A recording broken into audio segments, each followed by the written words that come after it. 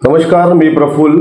मित्रांनो, एक महत्त्वाचा मेसेज देण्यासाठी हा व्हिडिओ मी आपणास शेअर करतो आहे. महाराष्ट्र राज्यामध्ये युडॅस प्लसच्या स्टुडंट पोर्टलमध्ये आता न्यू एंट्री टॅब सुरू झालेली आहे आणि ही न्यू एंट्री टॅब फक्त जिल्हा स्तरावर सुरू झालेली आहे. परंतु शिक्षक, मुख्याध्यापक आणि पर्यवेक्षक यंत्रणेला त्रास होऊ नये म्हणून आपण ही सुविधा गट साधन केंद्रामध्ये कार्यरत असलेल्या डेटा एंट्री ऑपरेटर किंवा ब्लॉक एमआयएस कोऑर्डिनेटर यांना देणार आहोत. ज्या ज्या शाळांचे विद्यार्थी अजूनही पूर्णपणे पोर्टलवर आलेले नाहीत किंवा जे विद्यार्थी शोधूनही सापडत नाहीत, अशा मुलांना आपल्याला युडॅस प्लसच्या पोर्टलवर आणायचं आहे आणि त्यासाठी एक SO2 फॉर्म आहे. तो फॉर्म आपल्याला भरावा लागेल. अचूकपणे तो फॉर्म भरावा लागेल आणि त्या फॉर्म सोबत विद्यार्थ्यांचा आधार कार्ड जोडावा लागेल आणि त्यानंतर तो फॉर्म आपल्याला गट साधन केंद्रामध्ये सबमिट करायचा आहे. गट साधन केंद्रामध्ये कार्यरत असलेले data entry operator, MIS coordinator त्या मुलांची तपासणी करतील, त्यांचा डेटा सर्च करतील आणि त्यानंतरही जर तो विद्यार्थी सापडला नाही तर त्या मुलाची न्यू एंट्री करून देतील. परंतु इथे एक मुख्य समस्या आहे, ती म्हणजे ही एंट्री करत असताना किंवा या एंट्रीची मागणी करायला जाताना मुख्याध्यापक यांनी आपल्या शाळेचं स्कूल प्रोफाईल पोर्टल आणि त्याचबरोबर युडॅस प्लसचं टीचर पोर्टल अद्ययावत केलं पाहिजे, कंप्लीट केलं पाहिजे आणि त्याचबरोबर त्यांच्या शाळेमध्ये 2025-26 या सत्रामध्ये जे ड्रॉपबॉक्स मध्ये विद्यार्थी आहेत, जे ऍक्टिव्ह विद्यार्थी आहेत, ऍक्टिव्ह फॉर इम्पोर्ट विद्यार्थी आहेत, त्या सर्व विद्यार्थ्यांचा स्टेटस त्यांनी अपडेट केला पाहिजे. या सर्व गोष्टींची पूर्तता झाली की मग त्या शाळेमध्ये न्यू एंट्री टॅब उपलब्ध करून दिली जाईल. त्या शाळेच्या विद्यार्थ्यांची एंट्री तालुका स्तरावर केली जाईल. त्या विद्यार्थ्यांची एंट्री तालुका स्तरावर कार्यरत असलेले डेटा एंट्री ऑपरेटर किंवा ब्लॉक एमआयएस कोऑर्डिनेटर हे करतील. इथे महत्वाचं सांगायचं आहे की जे विद्यार्थी आपल्या शाळेमध्ये नसतील त्या विद्यार्थ्यांना आपण तात्काळ ड्रॉपबॉक्स मध्ये टाकलं पाहिजे. आपल्या शाळांच्या लॉगिनवर, स्टुडंट पोर्टलच्या लॉगिनवर अनेक रिक्वेस्ट येऊन पडलेल्या आहेत. मुलांनी TC नेलेली आहे परंतु विद्यार्थ्यांना ड्रॉपबॉक्स मध्ये टाकलेलं नाही आहे. त्या विद्यार्थ्याची रिक्वेस्ट आलेली आहे परंतु ड्रॉपबॉक्स मध्ये टाकलेलं नाही आहे. अशा मुलांना आपण ड्रॉपबॉक्स मध्ये टाकावं, जेणेकरून डुप्लिकेशन होणार नाही, कोणताही विद्यार्थी डुप्लिकेट होणार नाही याची दक्षता शिक्षक, मुख्याध्यापक यांना घ्यायची आहे.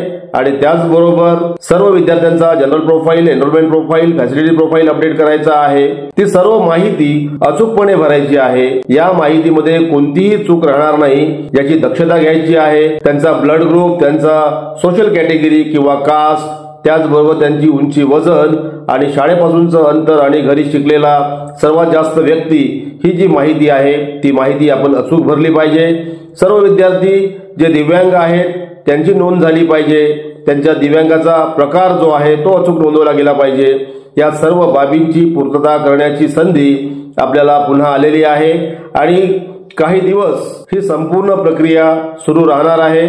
साधारणतः 15 ऑक्टोबर पर्यंत आपण न्यू एंट्री टॅब सुरू ठेवलेली आहे आणि या दरम्यान आपल्याला विद्यार्थ्यांची एंट्री करायची आहे. परंतु 30 सप्टेंबर हा आपला संच मान्यतेसाठी संदर्भ दिनांक आहे आणि त्यामुळे 30 सप्टेंबर पूर्वी सर्व शाळांचे school portal, teacher portal update झाले पाहिजे. त्याचबरोबर ज्या मुलांचे आधार मिसमॅच आहेत त्या मुलांचे आधार आपण व्हॅलिड केले पाहिजेत, त्यांचे अपार ID जनरेट केले पाहिजेत आणि या सगळ्या समस्या सॉल्व्ह करण्याची सुविधा तालुका स्तरावर आहे, जिल्हा स्तरावर आहे. मुलांचे वर्ग अचूक केले पाहिजेत. जेवढे विद्यार्थी आपले हजेरीवर आहेत तेवढेच विद्यार्थी पोर्टलवर आले पाहिजेत आणि त्यापेक्षा एक मुलगा जास्त नसायला पाहिजे आणि एकही मुलगा कमी नसायला पाहिजे. 100% विद्यार्थी आपले पोर्टलवर पाहिजेत, 100% मुलं हजेरीवर पाहिजेत आणि प्रत्येक मुलांचं आधार व्हॅलिडेशन करण्याची आपल्याला आवश्यकता आहे. प्रत्येक मुलांचा अपार ID जनरेट करण्याची आवश्यकता आहे. एकही मुलगा आधार व्हॅलिडेट होण्यापासून वंचित राहू नये. प्रत्येक मुलाचा अपार ID जनरेट झाला पाहिजे. प्रत्येकाची माहिती अचूक झाली पाहिजे आणि त्याचबरोबर शाळांची माहिती भरत असताना शाळांमध्ये ज्या भौतिक सुविधा आपल्याकडे आहेत त्याबाबतची माहिती आपण अचूक भरली पाहिजे आणि याबाबतचे व्हिडिओ सुद्धा मी आपणास भविष्यामध्ये शेअर करणार आहे. मित्रांनो, एक अत्यंत सुवर्ण संधी, चांगली संधी आपल्याला प्राप्त झालेली आहे आणि त्या संधीचा सर्वांनी लाभ घ्यावा अशी माझी एज्युकेट भारतच्या माध्यमातून आणि डिस्ट्रिक्ट कम्प्युटर प्रोग्रामर म्हणून विनंती आहे। सर्वांनी आपापल्या शाळेमध्ये जे विद्यार्थी अजूनही पोर्टलवर आलेले नाहीत त्या मुलांची नोंद आपण तात्काळ घ्यावी।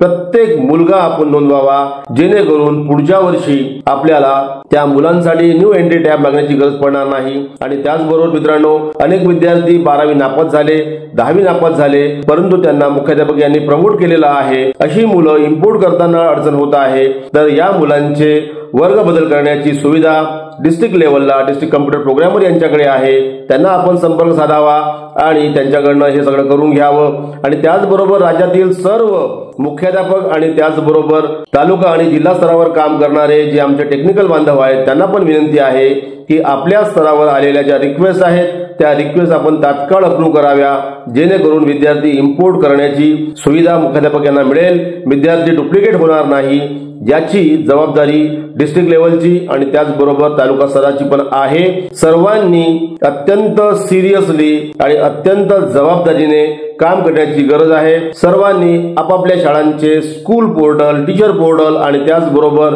युडास पोर्टल अपडेट करून घ्यावा आणि संच मान्यतेसाठी एक अचूक डेटा आपण तयार करावा।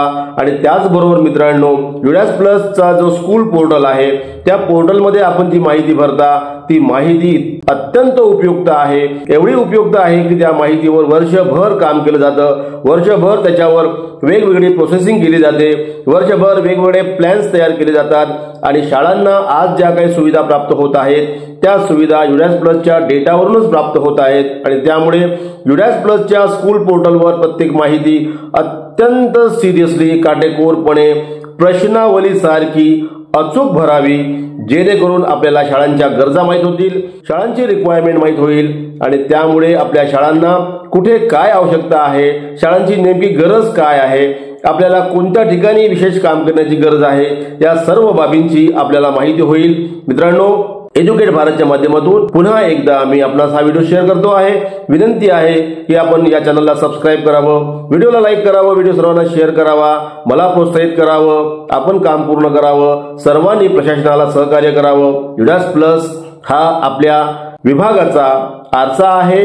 युडास प्लस हाच आपल्या विभागाचा महत्त्वाचा डेटा आहे, महत्त्वाचा डेटाबेस आहे आणि त्याच्यावरच आपली संपूर्ण शैक्षणिक प्रणाली वर्षभर राबवली जाते, त्याच्यावरच आपली शैक्षणिक पद्धत विसंबून आहे, मॉनिटरिंग टूल आहे, सुपरविजन टूल आहे, एक अत्यंत महत्त्वाचं पोर्टल आहे।